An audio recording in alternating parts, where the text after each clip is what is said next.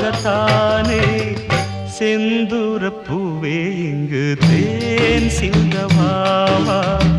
தென் பாங்கு காற்றே நீயும் தேர் கொண்டு வாவா